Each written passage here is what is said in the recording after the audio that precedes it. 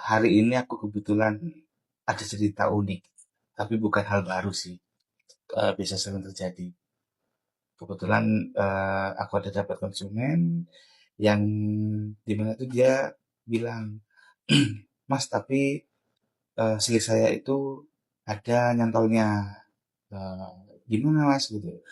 Di Biden hijau gitu. Oh, cuma satu. Iya satu Mas, motor aja.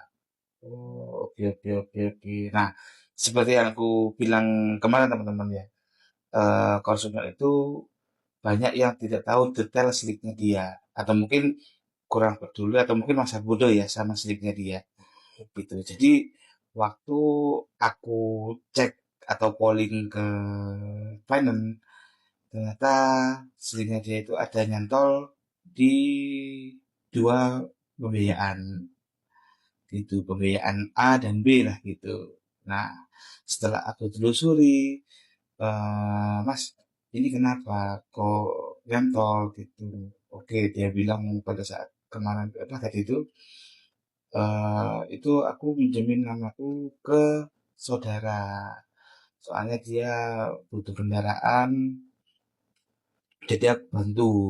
Oh, ternyata saudara itu tuh pisah dengan pasangannya. Loh, terus Mas, gimana apa akhirnya ya nggak terbayar. Oh, dikembalikan unitnya.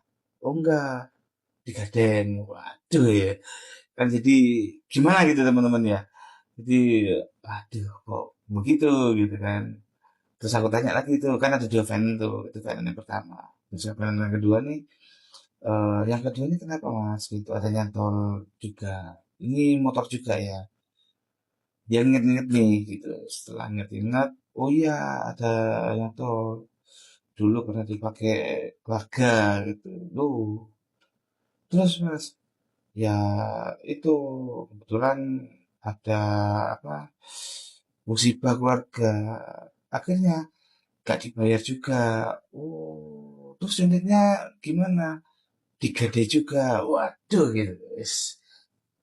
Ini kan gimana teman-teman ya?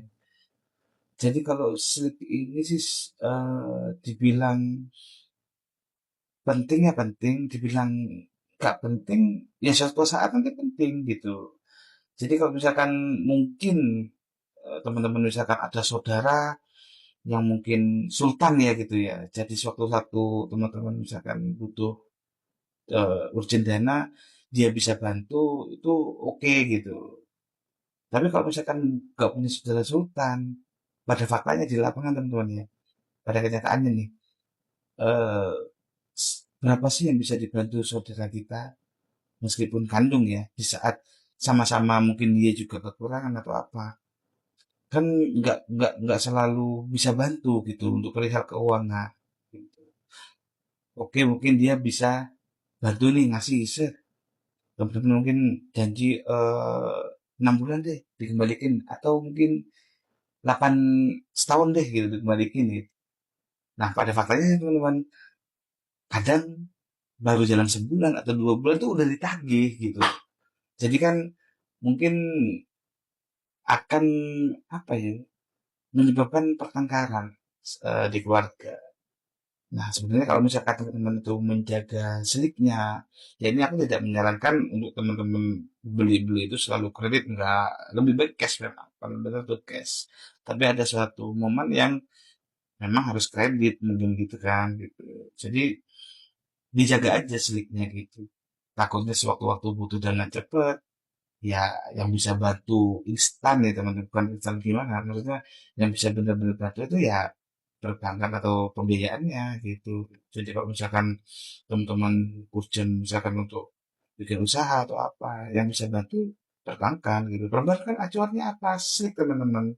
Kalau sih teman-teman itu hancur atau mungkin parah banget, minim kemungkinan akan dibantu. Bukan mereka tidak mau bantu, mereka juga dikejar target pasti akan mengucurkan dana itu. Tapi kalau dilihat dengan seliknya, kok udah begini gitu kan, ya susah gitu. Jadi saranku sih ya dijaga aja barangkali suatu saat nanti butuh.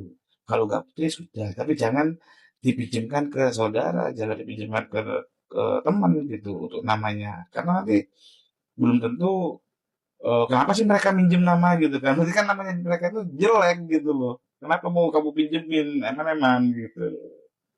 Jadi ya dijagalah sedikitnya. Karena nanti suatu saat butuh itu pasti dibutuhkan gitu. Dan juga kalau sedikit jelek teman-teman ya mungkin kalau misalkan yang wira swasta kesusahannya mungkin saat nanti dia butuh dana segar akan susah untuk proses di perbankannya. Tapi kalau misalkan untuk yang sedang nyari pekerjaan atau mungkin mahasiswa baru yang mau nyari pekerjaan tapi mungkin dia waktu kuliah itu udah mainan pinjol dan nyandet, nyantol. Nah itu jujur aja untuk beberapa perusahaan sekarang itu sudah ngeceknya slip teman-teman. Kenapa beberapa perusahaan itu ngeceknya slip? Karena mereka itu harus melihat kalau misalkan calon karyawan ini bermasalah dengan slipnya, otomatis takutnya nanti kalau di saat dia itu memper-memper dengan duit akan bermasalah juga itu di dalam perusahaannya itu entah dia mungkin lapping atau fraud gitu kan jadi kemungkinan akan dibinasakan dulu lah sebelum masuk ke perusahaannya jadi dilihat dulu dicek slipnya oh jelek ini wes auto tolak aja gitu kan gitu. Oke jadi setidaknya tadi ya ada cerita unik itu tadi gimana menurut teman-teman balas komentar ya